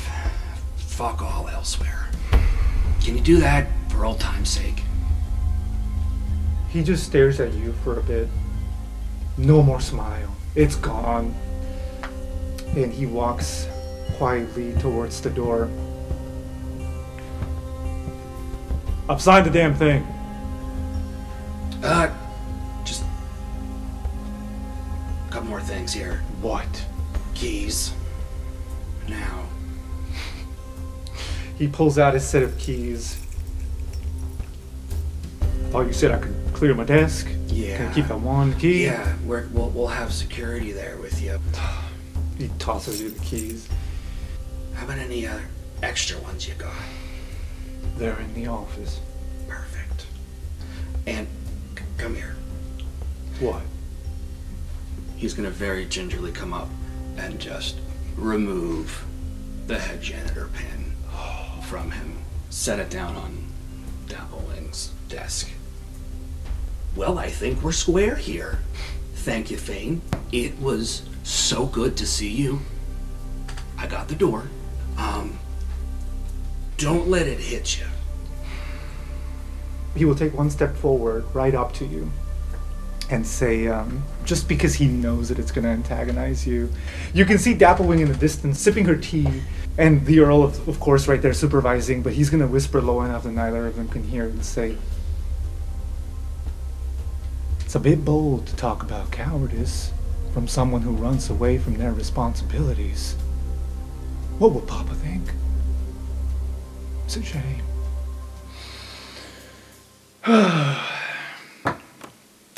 Thank you very much, Captain. Much appreciated. And he just punches him in the face. This time he had, before he did that, he put the ring not on his typical dragon scale hand, but on his punching hand? On his punching hand. I'm gonna treat this not even as an attack. I think he turns around and is so caught off guard that he just takes it immediately. And he kind of stumbles. Captain Dapplewing, you see that? I'm sorry, saw what? You were on your way out, Mr. Fane, whatever your last name is?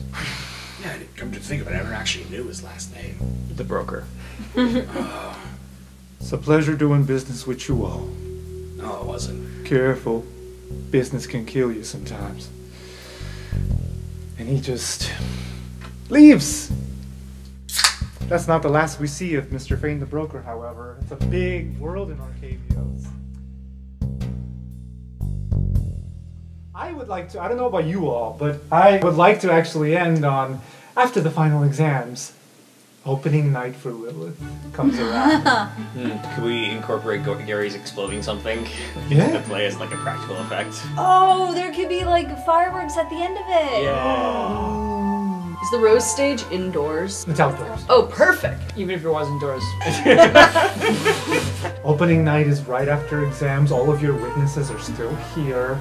Bart gets to see the play, Minnie gets to see the play, the entire Shell clan, Cos's parents, and Rezi apparently gets to see the play. Oh boy. Yeah, no, we're doing this. They're the incidental C squad. Yeah. They're all gonna go off and like talk to All each the people other. that came from graduation. It could be the P squad, the parental squad. Yeah. Yeah, you guys all gather at the Rose stage. Students, teachers, guests, they're all gathering and going to their designated seats. It's like half an hour before play starts. The Strixhaven Band Association is there getting set up. You see Aurora. There's Professor Zaphi looking so proud. What are you all doing? Scrambling, personally. I think maybe somebody got sick and can't do it. So Cos is just like reading Dyrock's lines because it's a big part and they're just like, well, I guess I'm the substitute. The understudy. Yep. Griff is sneaking in a cannon from Prismari. Cos, Hello? did you hear? Yes? Cos, somebody got the flu. Cos. Yes, I know.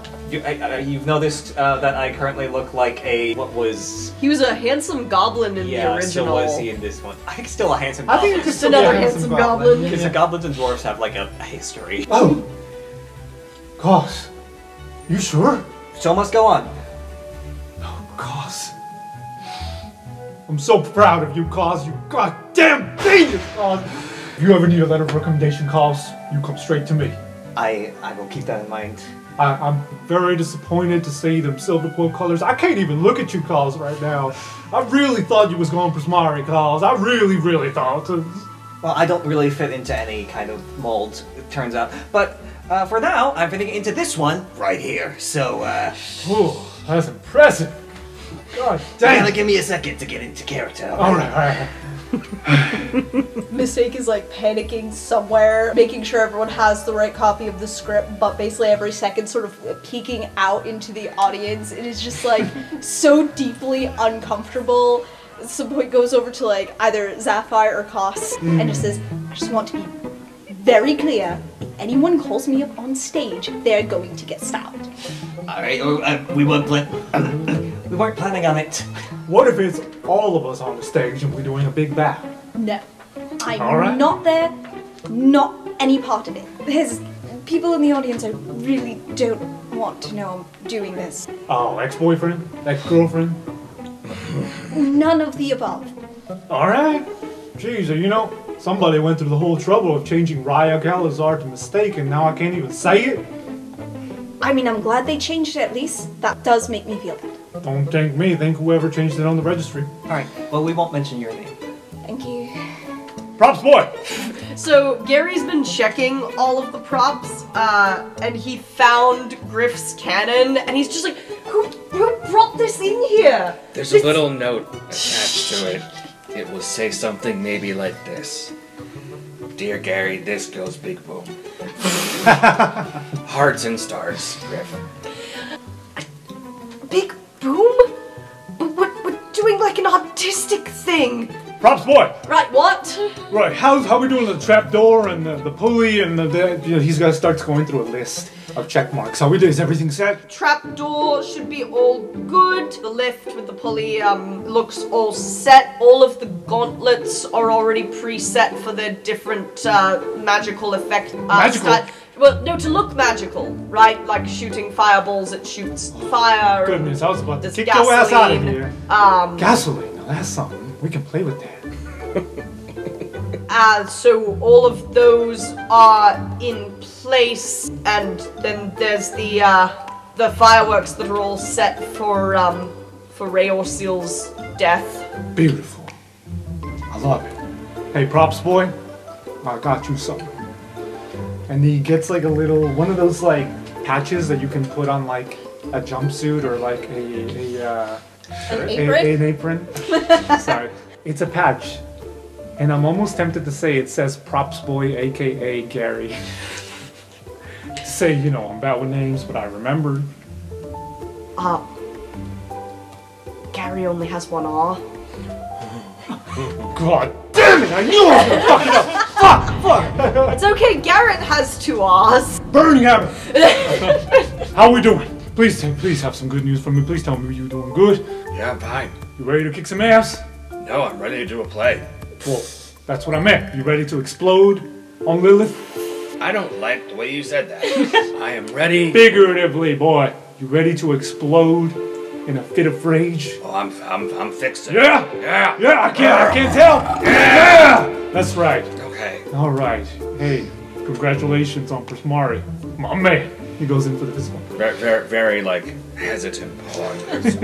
Griff realizes, oh, I'm gonna see him more.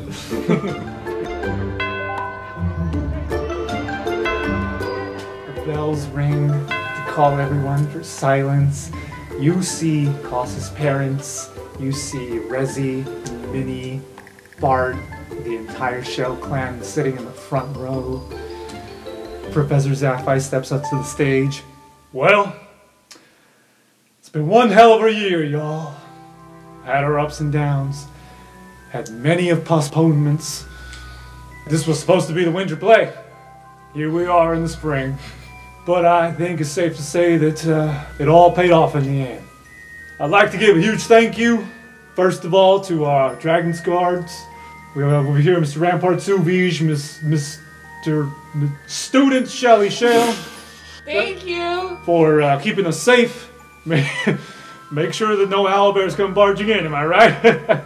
Oh, you don't want to see them if they come barging in, sir. There's a lot of nervous... Sorry. There's a lot of nervous laughs. Of like, I hope they're kidding. I'd like to also give huge thanks to the cast, including our one and only Griffin Burninghammer playing the role of Rayorseal Burninghammer in this original interpretation of the Lilith myth.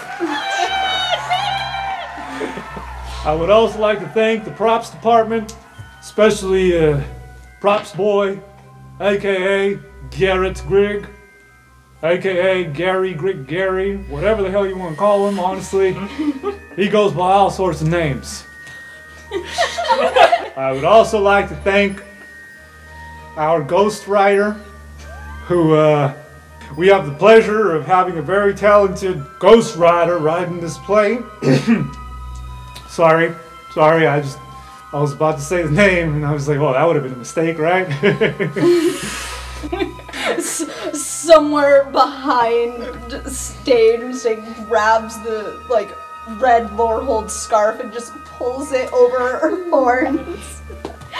And last but not least, I would like to thank, well, quite honestly, this has been my right-hand person through all of this. I tell you, you guys would not be here. You guys would not have the pleasure of seeing this play if it wasn't for this person. Please give a round of applause to our producer and songwriter, Koss Silvertrove. Applause is up to you if you want to take the stage or not. No, I think Koss is going to let the play speak for itself. Okay. Now, without further ado, it is my pleasure to introduce to you all an Arcavios interpretation of The Tragedy of Lillith. Boom! And then the music starts.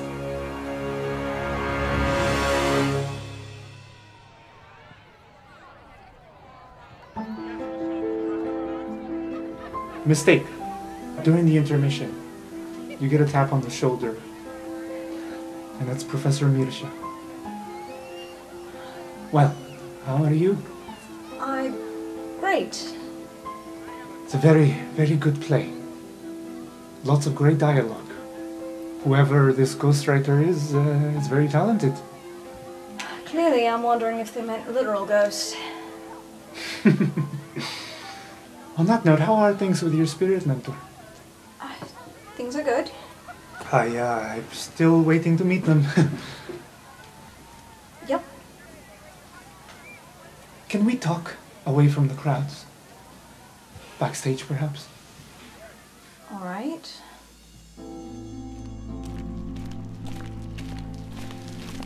And he takes you backstage, takes you somewhere private. She stays out of arm's reach. He notices. And he says, all right. All right. Let's get this over with. Very visibly nervous, he says, you have something against me. I have noticed. And for good reason.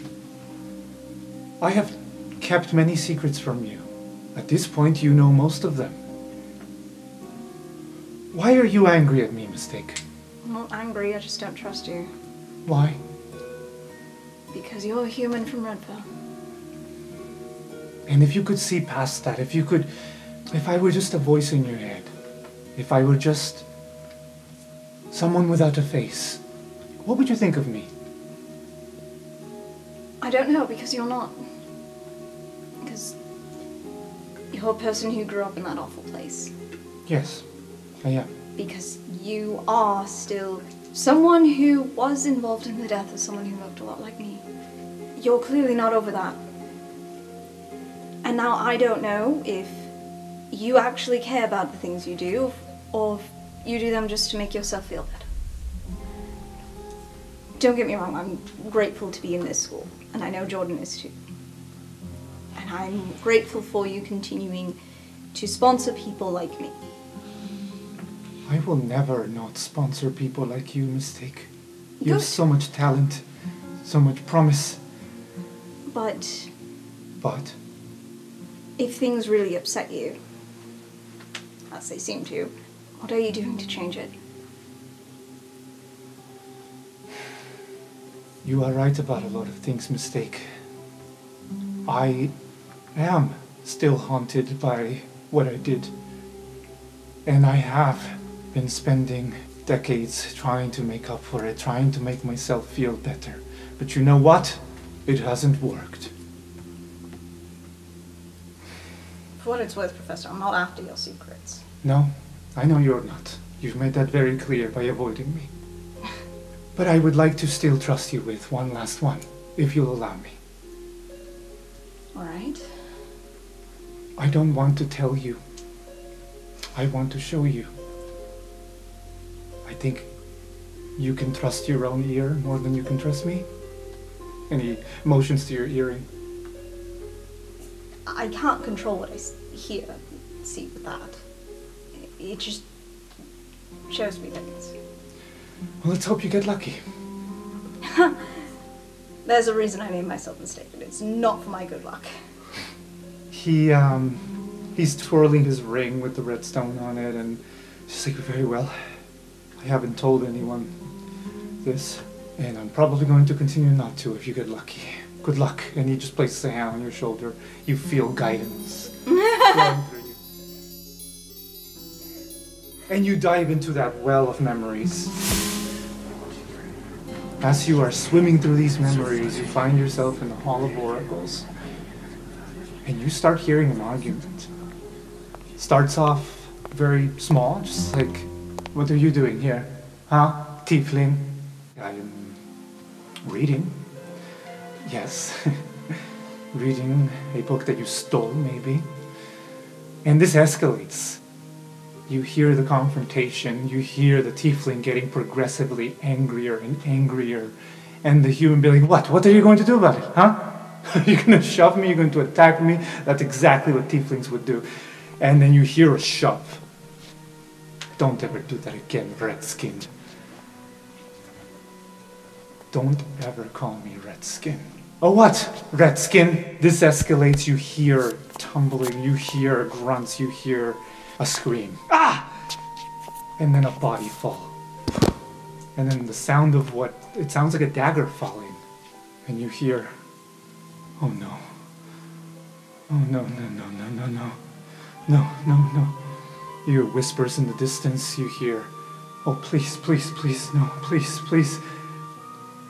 I can't bring you back, I can't bring you back. Despater, please guide me, help me, aid me in this time of need." And you hear the snarl at the center of the Hall of Oracles glowing. And you hear, "What?" And then the sound of a clink, like a ring, just fell on the ground. And you hear somebody picking up the ring. And you hear the doors open. "What is the meaning of this?" And the last thing you hear is, "Oh, shit, shit, shit." When you come back to the present, Professor Mirsha removes his ring, and his hand begins to turn red. His entire body follows suit, and a pair of horns appear on his forehead, and he says, "Hello, Mistake. My name is Lore. It's a pleasure to finally meet you."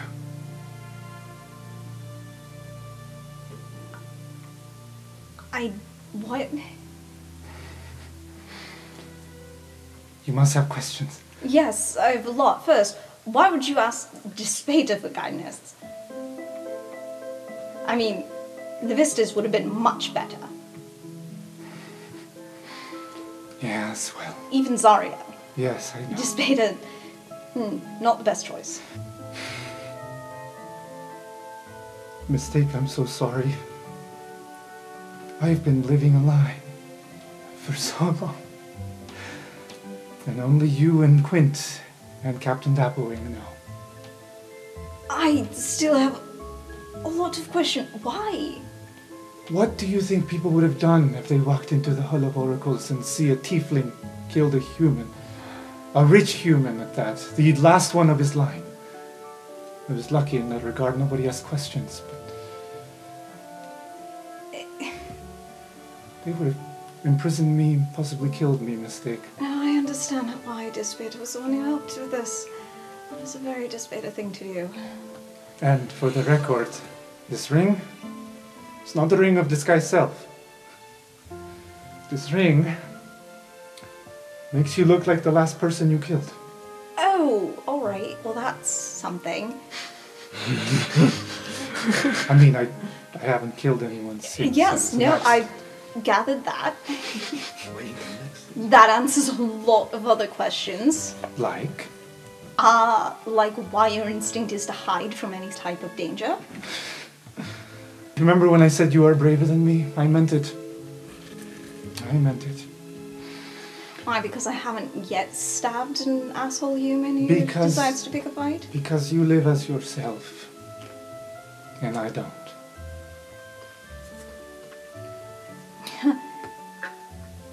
Haven't you met Kos? Yes. I do quite like them. Are you angry? Confused. It's better than angry. Let me work through the confusion, then maybe the anger. Of course. Take your time. And he just adjusts his coat, which again has always been red and silver, to match his eyes, which were the only thing he kept, aside from looking like just a Professor Mirsha. I should maybe... Yes, of course. Intermission's almost over. The lights just started flashing. Not that there's really much for me to do at this point. I look forward to the rest of the play. Yeah. And I look forward to seeing you in Lorehold campus next year. Yeah, sure.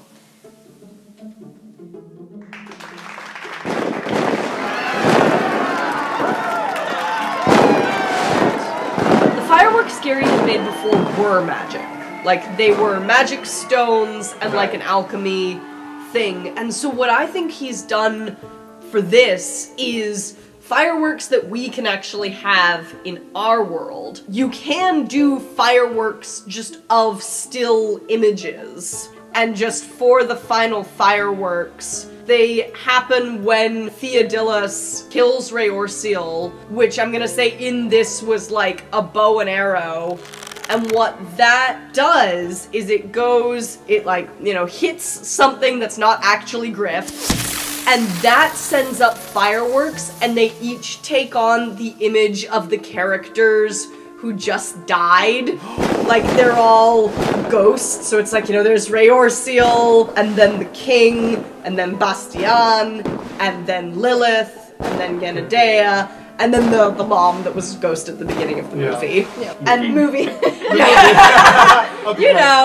movie. Yeah, it was moving. This is the next iteration of it. Yeah. And the crowd goes wild. Wait. And then there's the big boom, where Gary's just like, I don't know what this is gonna do, alright? And it shoots a big boom through all of the ghosts to disperse them. Can it be the 5 college symbols? Maybe that one is magic because Gary didn't make it. Yeah. Which is fine. It's like the finale.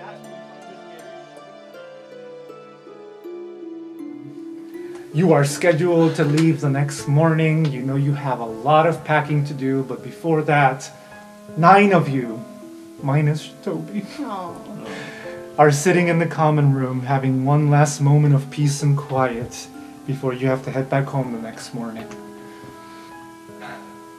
Well, despite everything, this has been a fun year. I'll say, says Aurora. I was basically set up to be killed, and then you guys saved the day. I heard you broke Gary.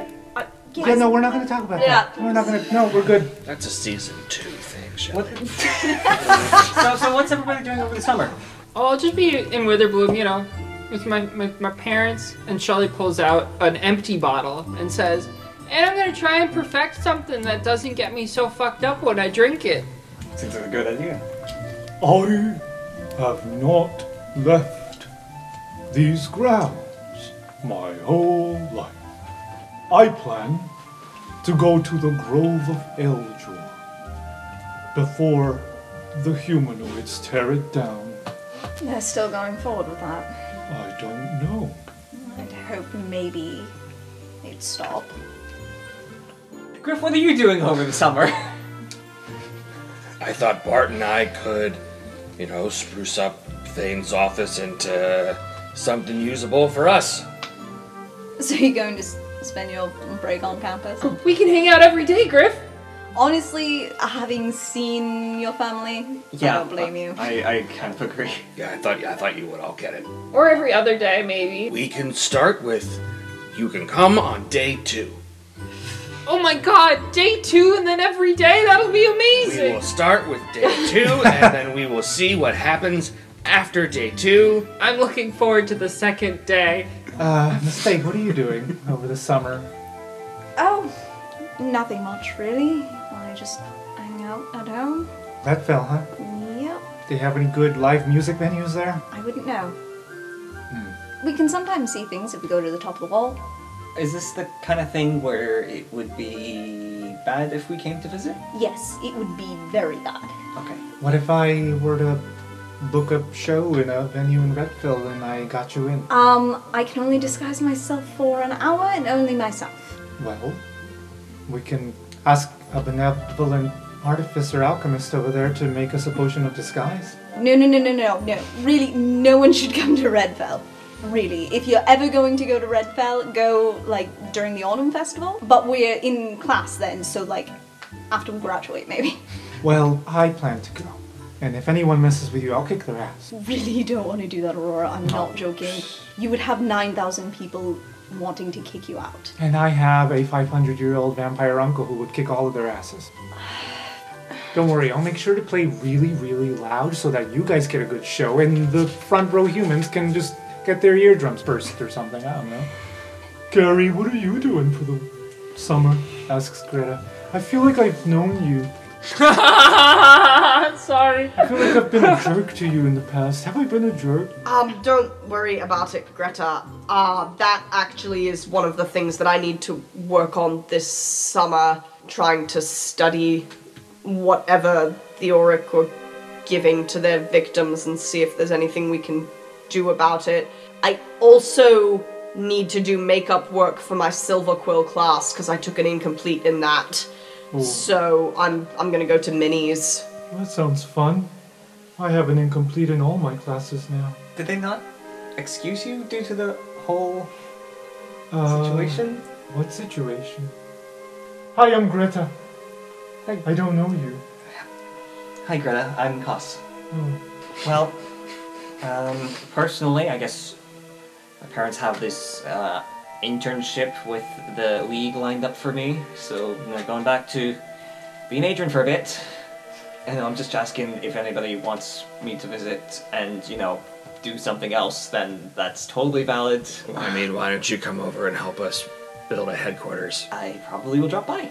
And I mean, of course, if you're gonna be working for the League, then I'm sure you'll see Minnie all the time. Yeah, so, if you ever just need to go around there. Yeah, I mean, we can hang all the time. Yeah, that's that too. Around then, the door opens to the tower. You hear some keys fumbling, and then the door opens, and you see 2 dragons guard there.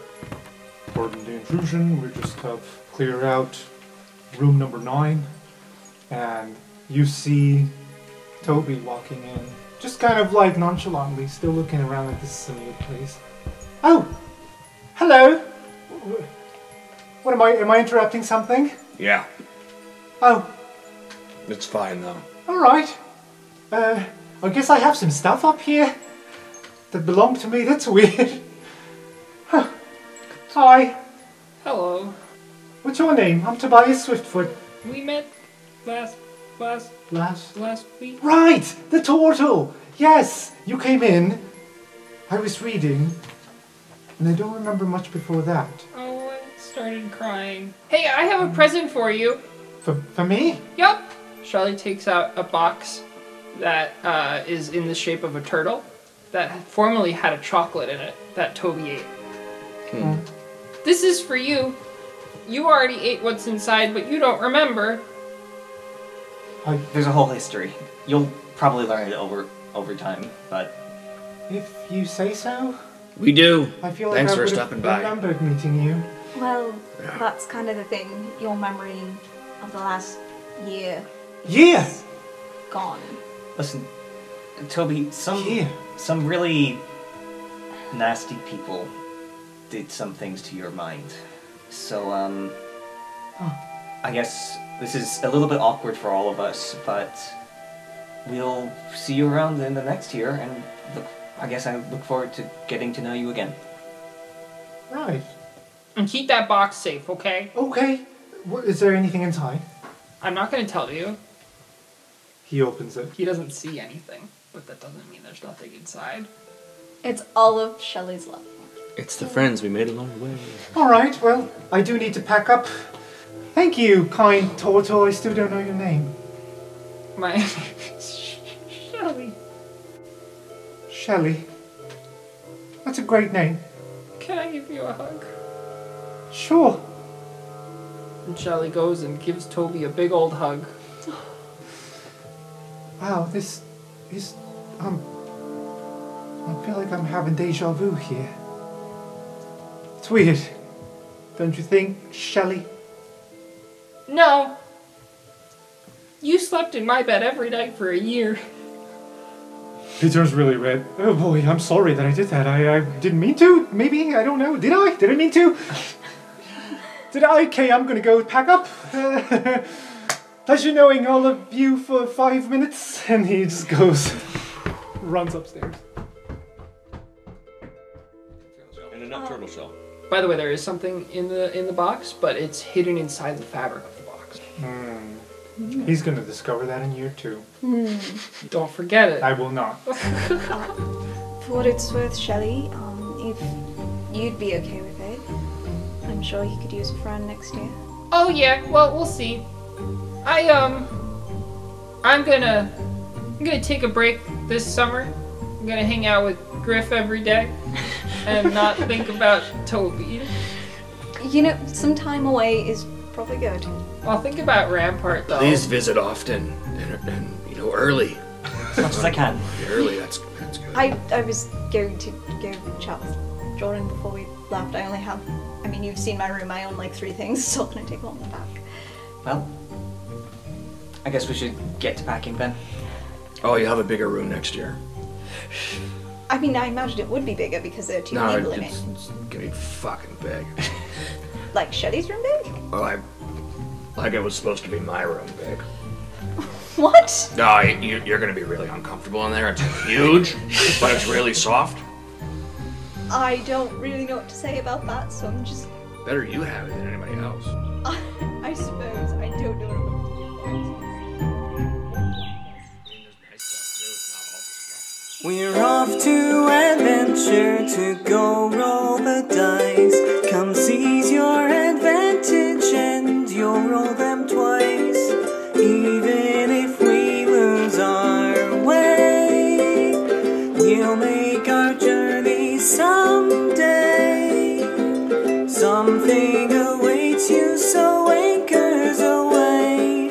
Who knows what role you'll play?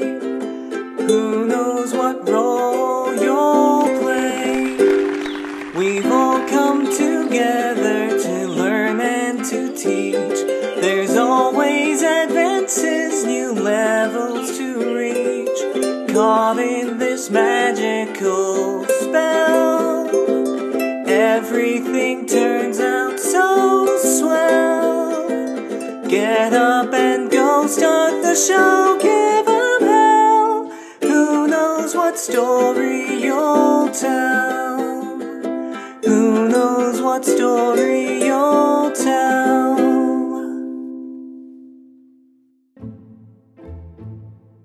Hey everyone, this is Alex. Well, it's been quite a journey.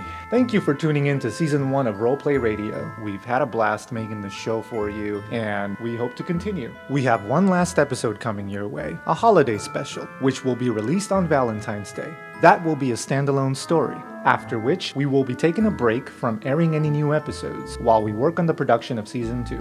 In the meantime, you can check out our World Anvil where you will find additional lore, backstories, and even some cool fan-made artwork. We also have a new Discord server if you wish to join that. You can find links for both of these in the description. Also, feel free to like, comment, subscribe, or even leave us a review. We love to hear from you. Roleplay Radio will return with brand new episodes in the summer of 2023. See you then!